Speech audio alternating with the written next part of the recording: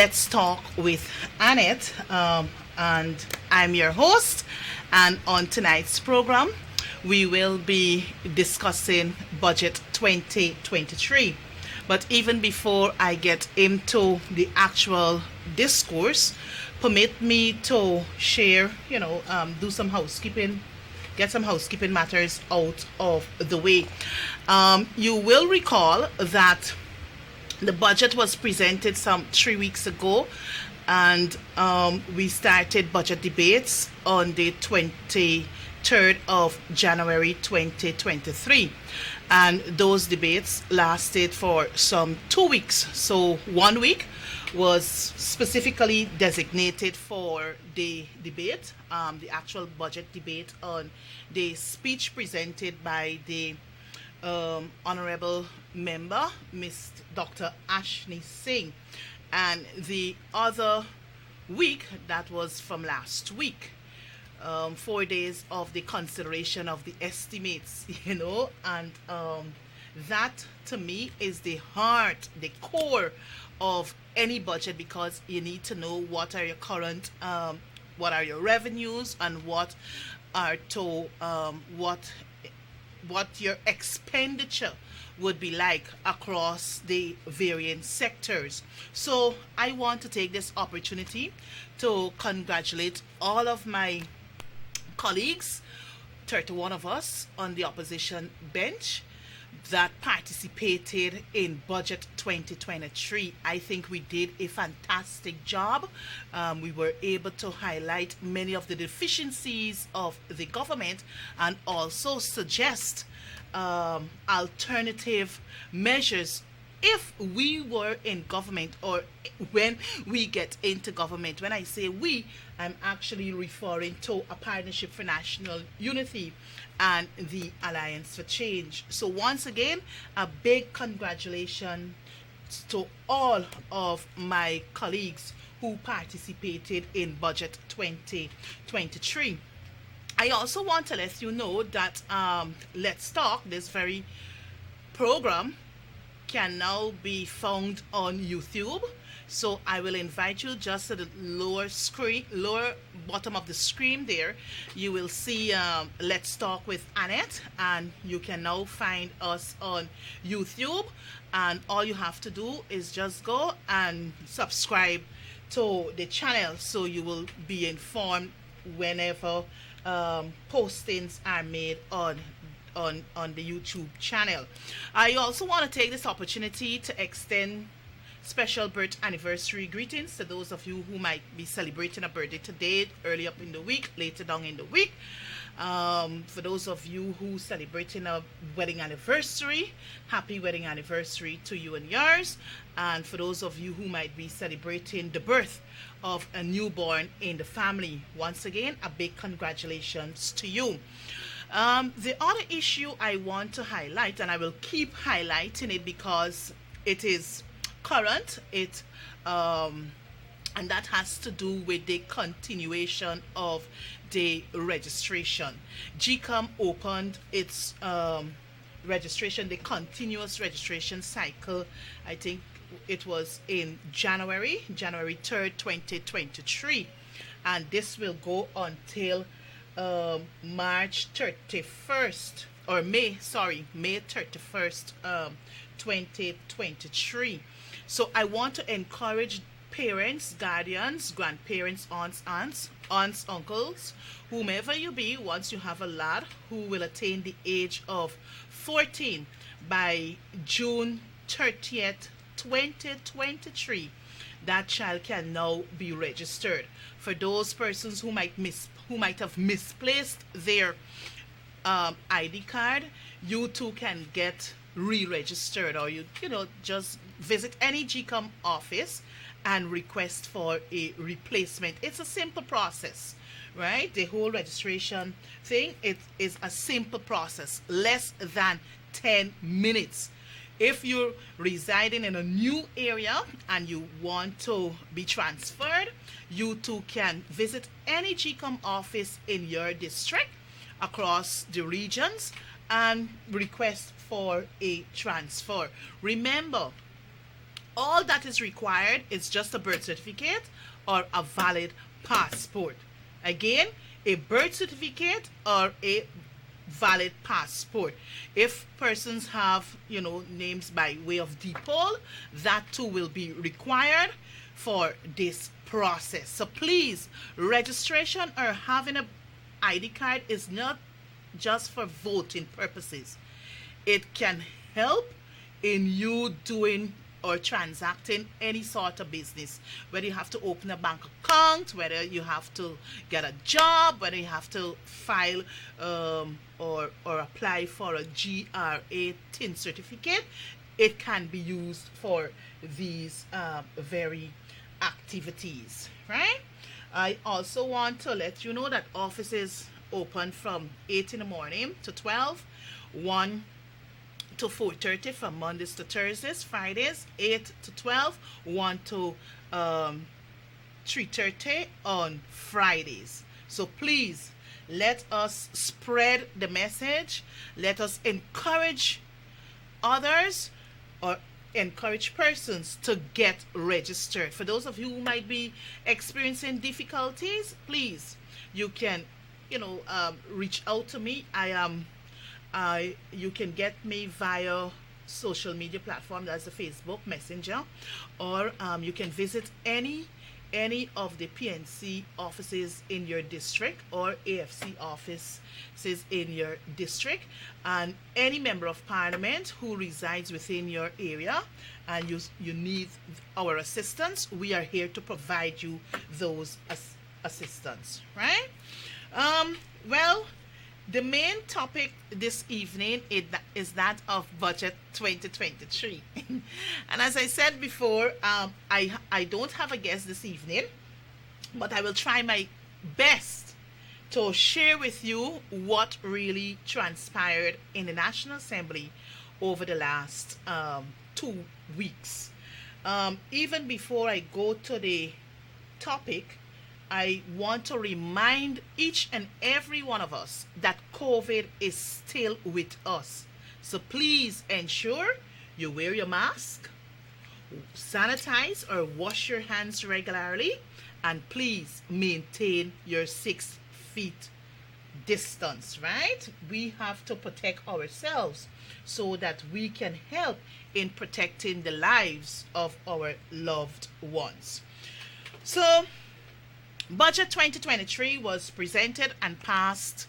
It was passed last Thursday, pegged at $781.9 billion Guyana dollars. Again, $781.9 billion Guyana dollars.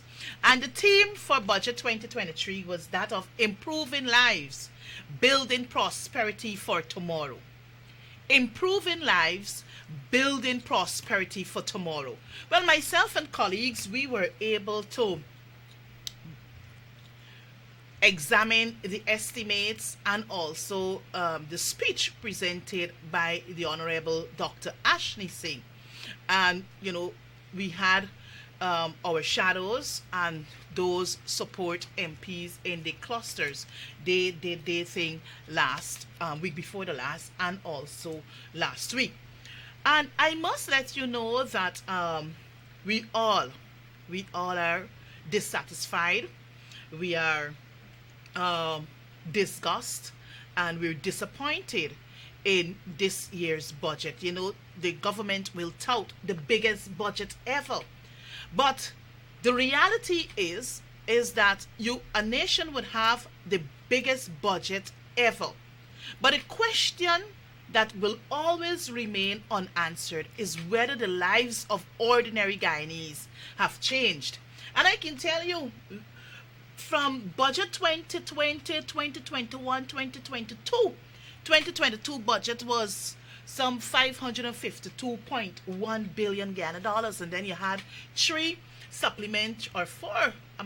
supplementary papers coming thereafter.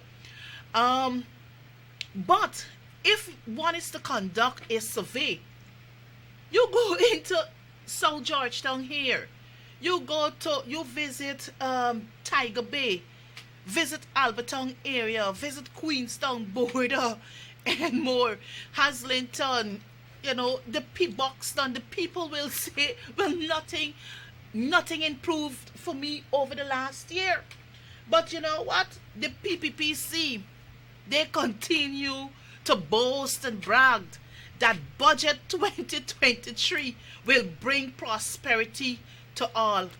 But I don't believe that, and many of my colleagues, we don't believe that, and even right thinking Guyanese, they don't believe that, because we know the nature of the beast we have to deal with, who are responsible for managing the affairs of our economy. So, we said that budget 2023, it's all about friends, families, and favorites. The three major F's. So, this is what budget, some of the measures in budget 2023. You have cost of living is still hitting us. Cost of living is still hitting us. You go to the market just today. I had a drive through border market. And the greens, the prices for greens continue to skyrocket. What pound of plantain? Now pegged at $300 a pound. One green mango is now costing $100. You know, time pre August 2020, you could have gone into the market with $20,000 and you're heading home with basket full of commodities. Look, the prices are there. Cabbage, $360 per pound. Tomatoes, in some cases, you got for $600 a pound, $460 a pound. Then you have the green item there. I'm trying to make it out. If it is, trying to remember it's what, $600 a pound. Where are we going? Just yesterday, someone was asking me, look, $400 a pound for okra. Carrot now stands at $400 a packet. You would recall, viewers, that you could have gone to the marketplaces. With $500, you get 2 packs of carrots. Now, one packet of carrot now stands at $400. What is really happening? In last year's budget, the government had $5 billion included in the 2022 budget to bring relief to Guyanese to address the cost of living situation.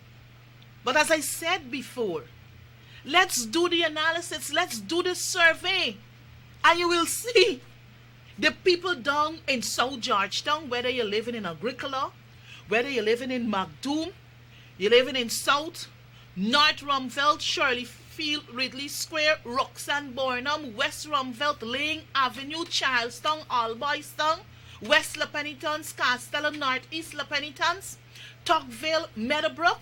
I can go on and on. The lives of these people have not changed. These people are still struggling. I'm struggling with the high cost of living. Sometimes I'm scared to take the little few dollars I got in my purse to purchase what I really want. So you got to think twice when you're heading to the market. So $5 billion allocated for additional cost of living measures to be determined from the ongoing community engagements. Are these people for real? Last year, as I said, you had $5 billion in the budget. But you know what they did? When we asked for the accountability and the transparency, how these monies were actually disbursed, we're still to get the reports. But we saw Fisher folks, $150,000.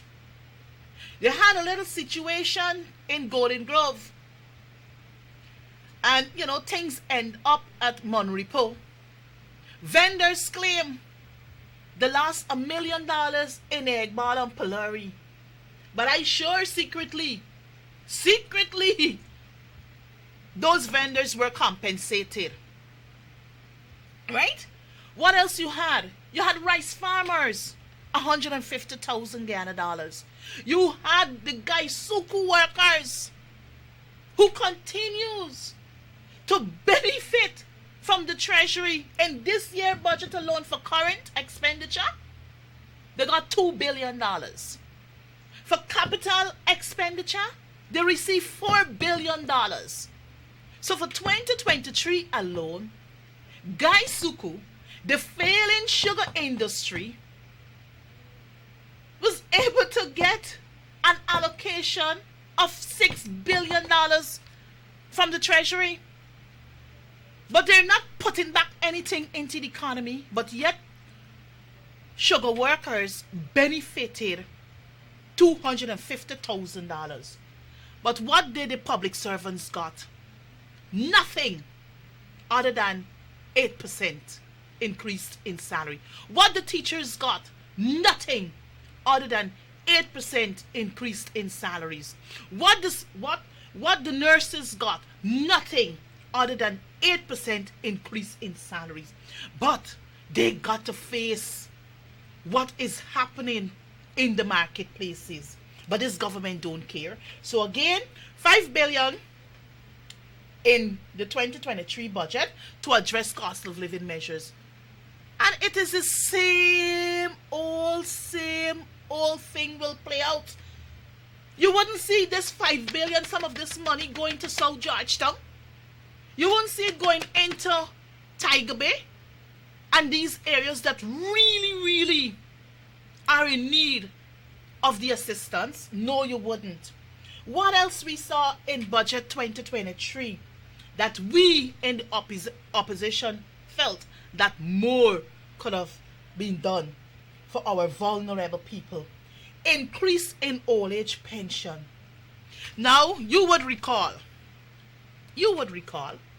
that when the coalition, when the APNU, AFC combined in the 10th Parliament, you know what was the rate of old age pension? It was less than 15,000 Ghana dollars.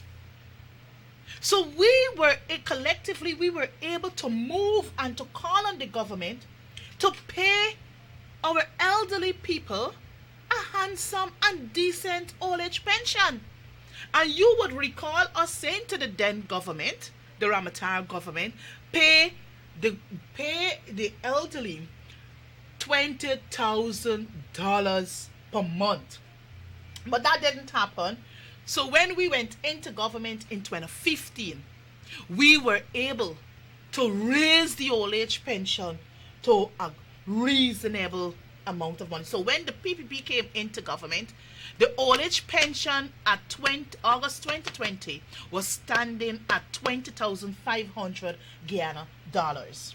So it will now move from 28,000 to 33,000. But my elderly folks out there, you would recall, listen to me carefully, I'm whispering in your ears, you would recall that the PPPC government, during the campaign for the 2020 elections, said to you that they will pay you $40,000 per month.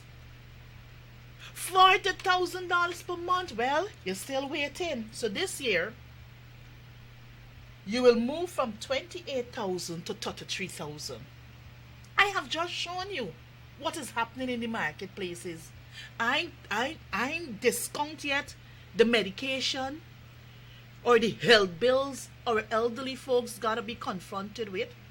I talk about the electricity bill or the rates that they have to pay, and the water, the telephone bills, and they still got to eat. So how can 5,000 suffice? How can 5,000 suffice? This is not enough. So we in the National Assembly called on the government to move old age pension to $50,000. You think they budged? They didn't budge, right? Public assistance, as at December 31st, 2022, stood at $14,000. Now only $2,000 more. $2,000 more have been added to the 14,000. So they're getting $16,000 per month. Man, this is unreasonable. This is unreasonable. With the earlier points advanced, I've just shown you what is happening in the marketplaces. And you think you can go to the marketplace with $2,000 now and get an entire black bag of groceries? No way. No way. $1,500 alone is for a pound of shallot. $1,500 per pound. You know? So, I mean, they could have done better. But we thought, we advanced our position that more needs to be done. But the other point I want to raise is the whole issue of the Because We Care cash grant. Excuse me. Because We Care cash grant, you know that this was an initiative birthed by the, I'm trying to remember if it is the Donald Ramatar's administration, where they recognized that, they were, the PPP that is, they recognized that they were losing grounds. And in order to gain the support, they came up with this initiative, Because We Care cash grant. And every child in the public sector was given $10,000.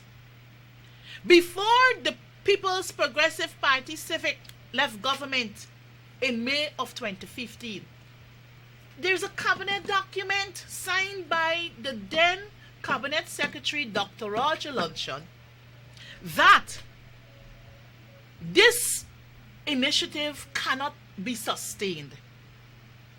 It can no longer be sustained. So they discontinued Because We Care cash grant. So when we came in, I recall then President Mr. David Granger, for his 70th birthday, he said, "Don't bring me gold, frankincense, nor more, but bring me buses, boats, bicycles, books, boots, bags, so we can get our children back to school on a regular basis, so that they can become great men and women." So what happened? That's how the whole 5B's initiative was birthed, without the expenditure coming from government or you, the taxpayers. Friends, supporters, they contributed. So we had in excess of 20 boats servicing riverine communities, getting our children to and from school. We had over 20 minibuses across the regions, all 10 administrative regions, servicing communities to get our children to and from school. This came up at no cost to the parents, because the cost was being borne by the government. So, what the PPP did, they came in, well, even before they came back in, they started to tout that, well, look, we disbanded the Because We Care cash grant initiative. Far from the truth. Far from the truth. And they don't like to hear the truth. They don't like to hear the truth because they believe that propaganda and spewing of untruths will allow them to get into power and remain in power. So, when they came in, they promised during the campaign $50,000 per child. Eventually, it is now, they've now moved it to $40,000. But I can tell you, I know of parents who struggle on a daily basis to meet or to make ends meet to get their children to and from school.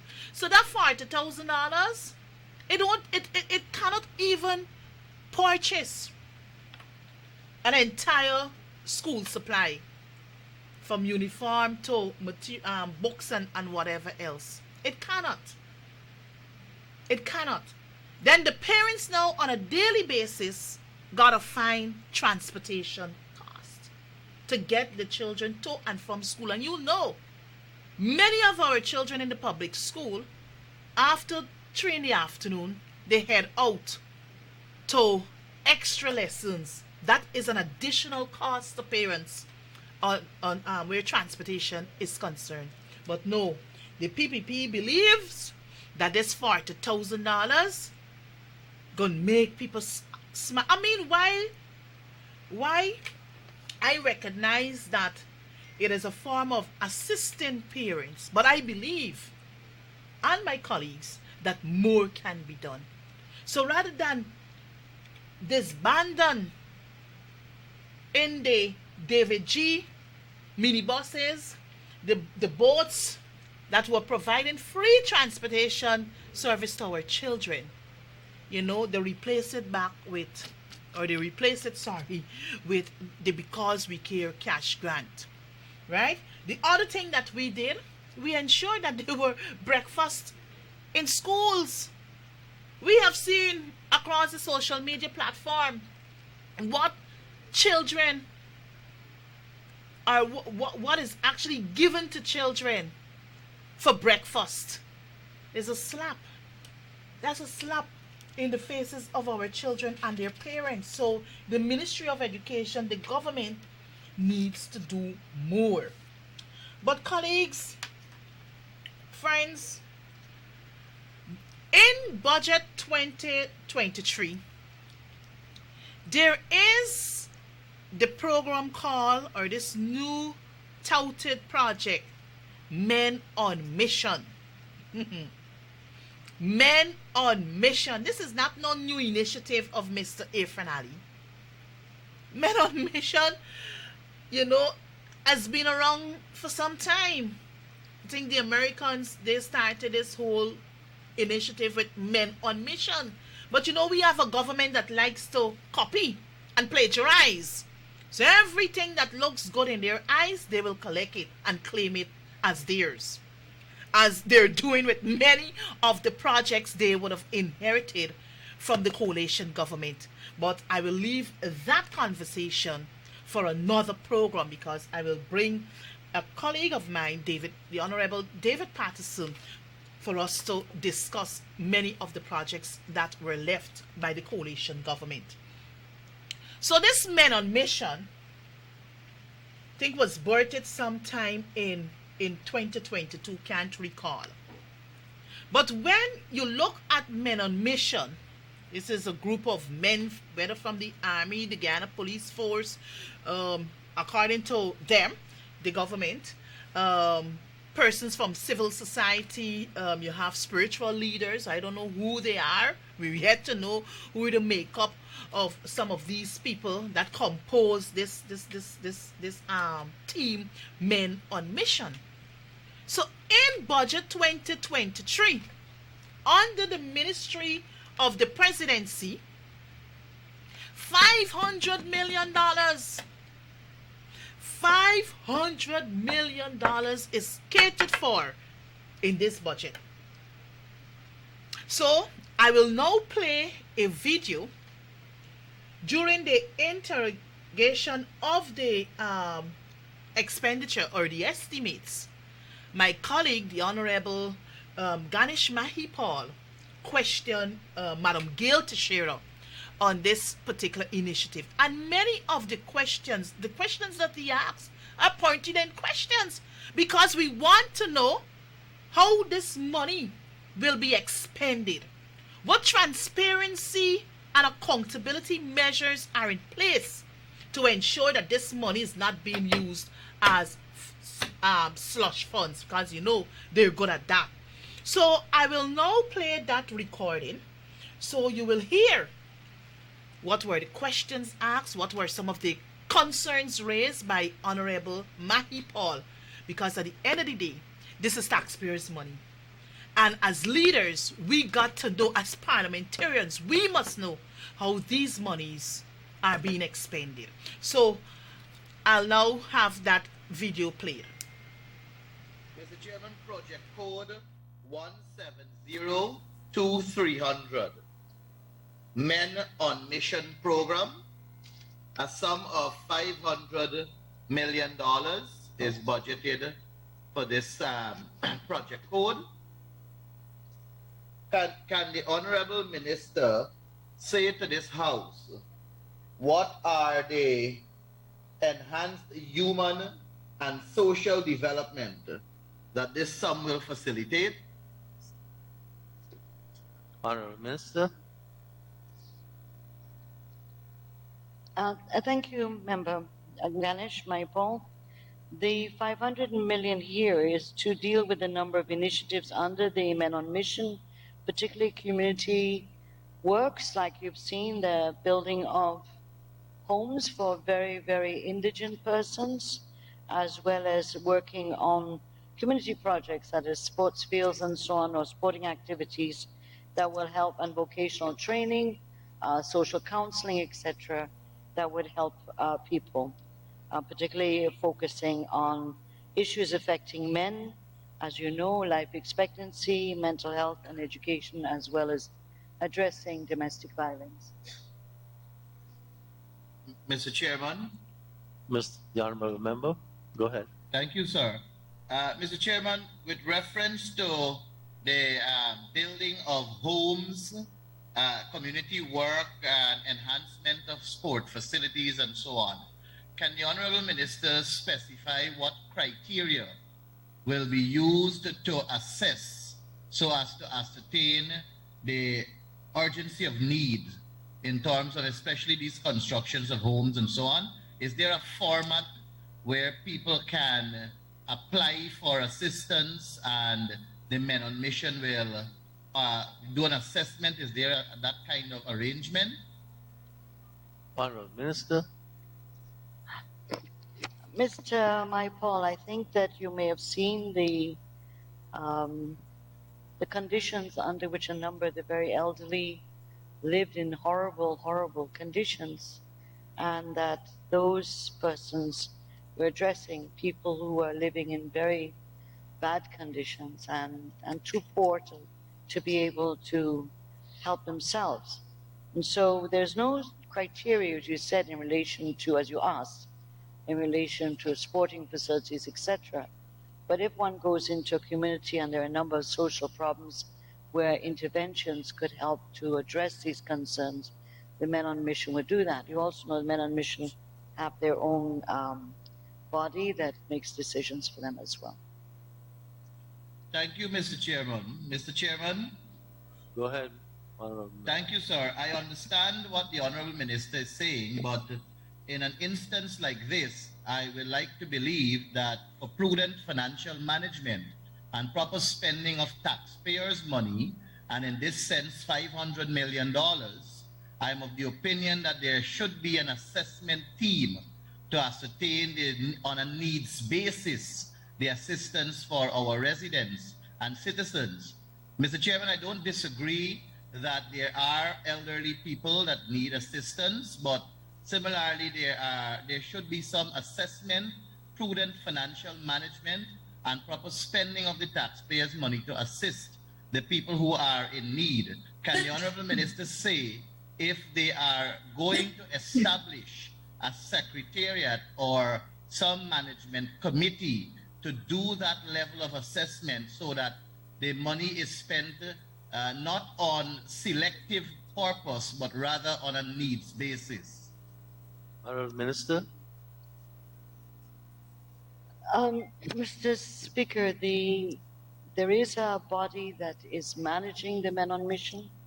These are made up with very high and reputable leaders of our country, the head of the army, the head of the police, a number of pastors, I believe, a number of civil society representatives, so that these are the persons who will make decisions on the usage of the money. And if I know Pierre Sabina and the Office of the President well enough, that they will make sure that financial propriety is managed. Mr. Chairman, thank you. Go ahead, Can the Honorable honorable, Member.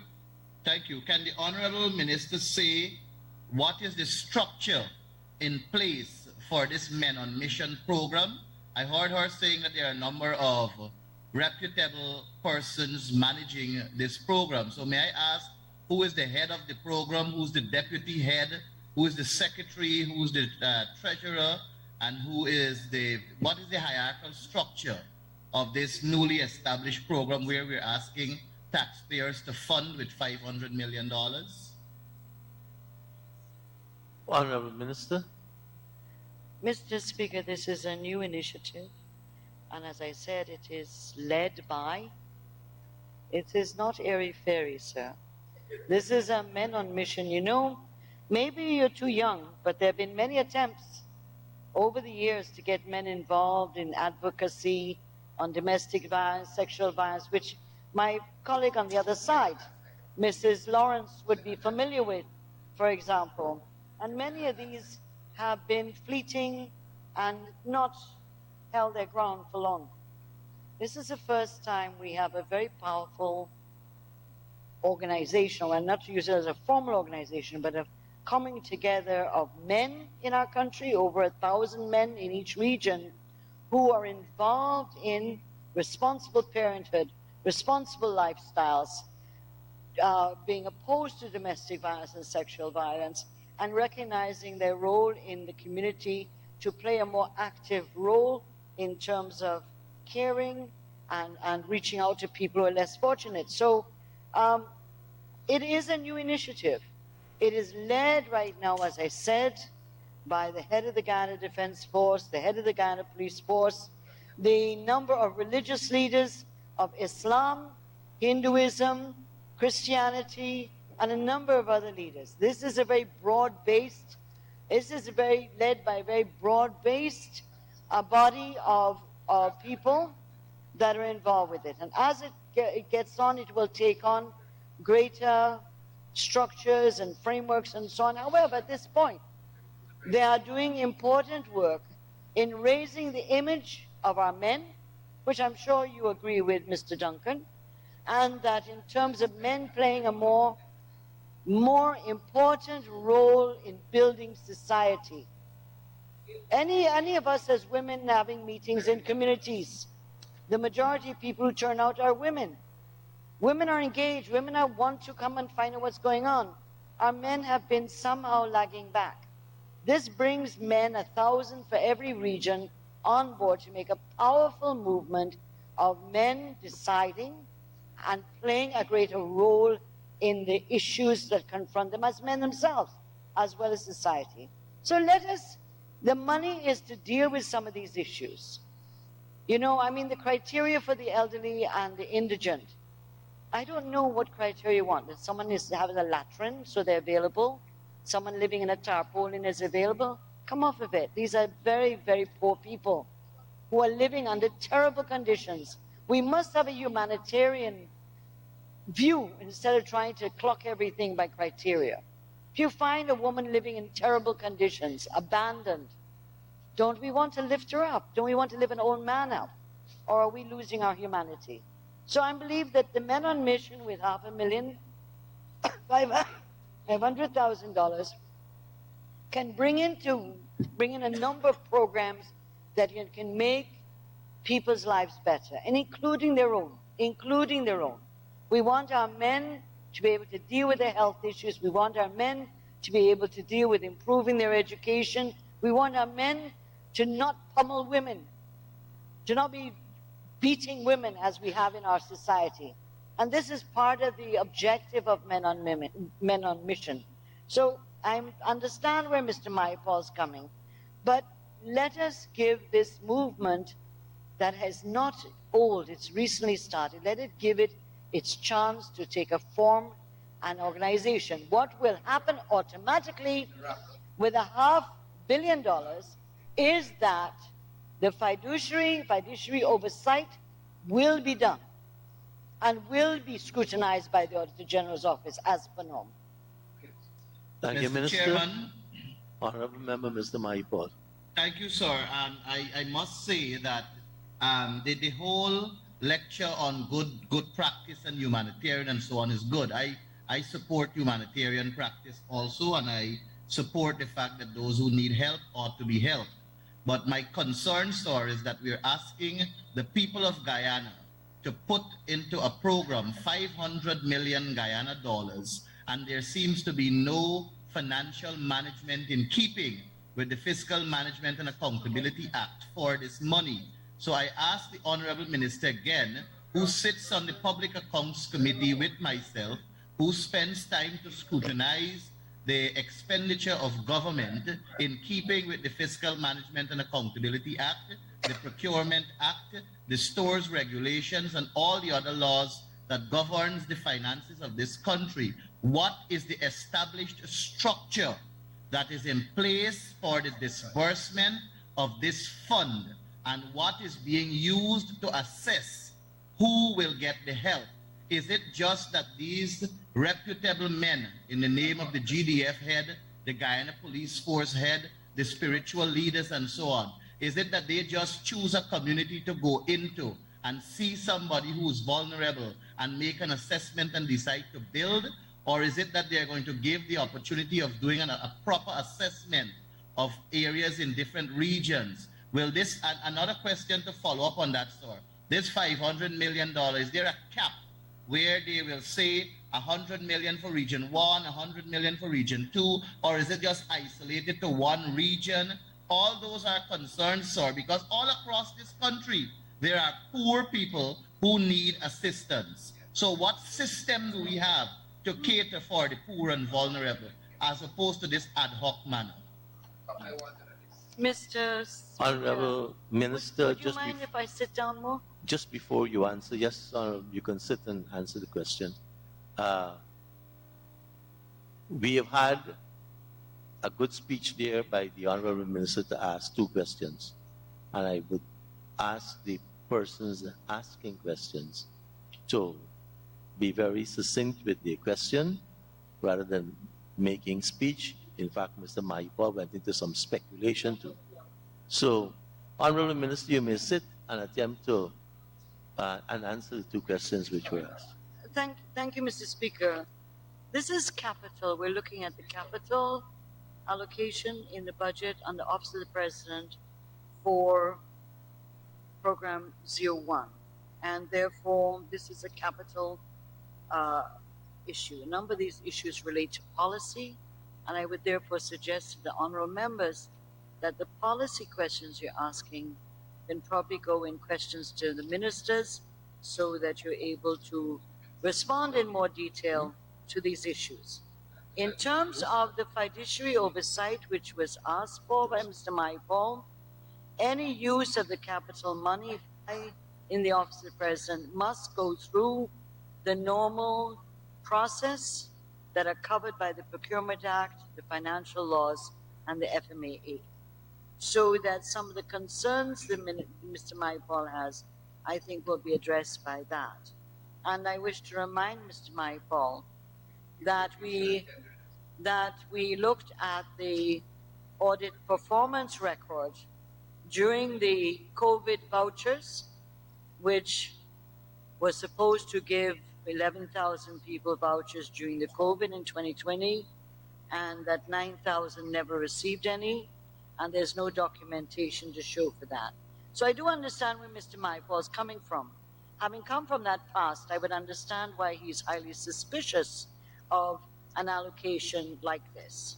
But I wish to assure Mr. Maipol that we are not the same as you are. Now, I don't mean that you personally, Mr. Maipol. You know exactly what I'm talking about. Thank you, very Mr. much, Chairman. Honorable Minister. Yes, Honorable Member, Mr. Maipol. Thank you. Just to remind Honorable Minister that I am Honorable Mahi. You're asking a question or you're reminding her about something? Well, I didn't hear she said Ask a Honorable question, Mahi. please.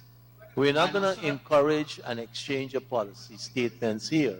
You can ask a question of a policy question with respect to what the money, but reminding is another issue. So, viewers, there you had it. Roughly 15 minutes, um, about 15 minutes of that recording. And as I said before, we went into the actual presentation. I did say to you that my colleague asked pertinent questions, and you heard them all for yourself. Now, as taxpayers, we have all right to know how our monies are being expended. You just cannot wake up tomorrow morning, because I had a dream last evening, and decide that I gonna, name a project Women on Mission, WOM, Women on Mission. And in order to fund this Women on Mission, or to get this movement moving, I can just pluck some women from here, there, and everywhere. Then budget comes around, I can decide on a figure, right, to fund the activities. Now, in that recording, you heard about these 1,001 men across the regions coming together, right? Why, I have absolutely no issue with men coming together to discuss things like domestic violence and mental health, and who house got to be constructed and all kind of thing, right? I mean, domestic violence, we know that the Ministry of Human Services and Social Security is quite capable of handling domestic violence. They got a whole unit. You got the laws to address domestic violence. You got the mental health. This is another area where the Ministry of Health is responsible for. You got a mental health department in the Ministry of Health. I mean, yes, you would have like interagencies working together to address many of the social issues in our country.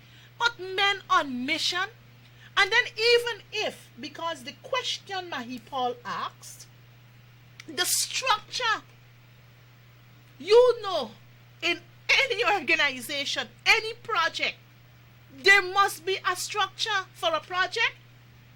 Who is the project coordinator or the project manager? Who would be responsible for monitoring your finances?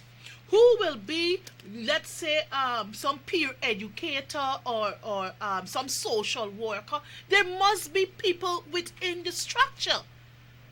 What was Men on Mission?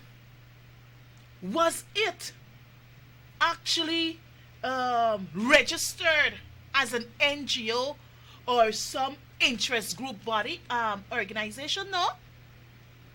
But Mr. Irfan Ali got up, had a dream, I had a dream that I should come up with this program or project, Men on Mission. Yes, I am aware that we have the elderly, the vulnerable groups who are suffering out there. But don't use Men on Mission where you know that 500 million of taxpayers' monies will be plugged into this project and it cannot be accounted for properly. The questions asked by Mahi Paul, what criterion will be used to ensure that Tom Jones is living in a deplorable state? And yes, this is what we can do for Tom Jones. We want to see paper trail, not words. He asked about, the other thing he asked about, whether there's a cap for each region. The honorable member couldn't provide that response. But I would remind you, my viewers, because I know time is on me. But we will continue this discussion because for the remaining of this month, it will be budget review 2023 or review of budget 2023. So, what you find, you would recall, the cash grant, $25,000 disbursed, you had at one time $2 billion. Then you had, I think, an additional $7 billion or $5 billion. We're still to know or to see the accounts, how those monies were actually disbursed. Because there's a lot of things played out during the disbursement of the 25,000 cash grant. And I know many persons who still holding pink slips, still waiting on the field officers or the cash grant officers to return to their homes. We had the whole issue with the 5 billion I spoke to you about. No, even before we go to the 5 billion last year. Last year budget, I think you had a 10 billion to address flooding. When we had the major flooding across regions, Region 10, Kokwani, somewhere in Barbies, you had flooding. Many persons who lost livestock, who lost cash crops, they're yet to receive a disbursement from this $10 billion. But it was given to friends, families, and favorites of the People's Progressive Party Civic. We had the whole issue with the 5 billion last year to address high cost of living. And I shared with you earlier that many persons did not receive. So don't come telling me, Madam Gail Teixeira, but hairy-fairy. This is a hairy-fairy arrangement. Because we need to know how taxpayers' monies are being expended. And whether the less and those who really, really need the assistance will benefit. So, time has caught up, and I've been getting a little worked up this evening because it is the wrong things that the People's Progressive Party Civic is doing. All that they're doing is stealing our monies. That is what they're doing. We exposed them. We made recommendations. We made suggestions how things can be done. But you think they're listening? No, because their only interest is to get their hands on you, the taxpayers' money. So, time is on me, and I want to end the program by saying to you, thank you very much for joining me this evening for another edition or episode of Let's Talk with Annette. On Thursday, this program will be rebroadcast on this very channel from 8 to 9 p.m. So I encourage you to tune in. Also, you can review the program via the YouTube channel. All you need to do is just to subscribe to the channel. And I want to say to each and every one of you, may God continue to bless us. But we have a nation to build. And the only way we can build this nation is once we adhere to our motto. Don't worry, this one Guyana concept. It's only working for friends, families, and favorites. Our motto, since I'm going to school, I know but one people, one nation, which is Guyana, and we are going towards one destiny to see our country develop. So I want to leave with you, my brothers and sisters. Do not be fooled. We have to follow budget 2023. Too much is at stake. And as I said before, this whole month, I will be focusing deeply on what budget 2023 has to offer. I also want to say to you that come the third Tuesday of this month, I'm trying to get my dates. The third Tuesday of this month will be, trying to get my dates. The third Tuesday of this month should be about the 21st, if my memory serves me accurate. Right? I will dedicate the program. I will open up the program to you, the listeners, where you can call in and share your concerns, share your views. So it would be a wrap session with me and you, the viewers out there. So once again, thank you for joining me. I do look forward to you joining me next Tuesday for another episode of Let's Talk with Annette. May God continue to bless us. May God continue to bless your family. And may God continue to bless our beautiful nation, Guyana. Thank you. Bye-bye.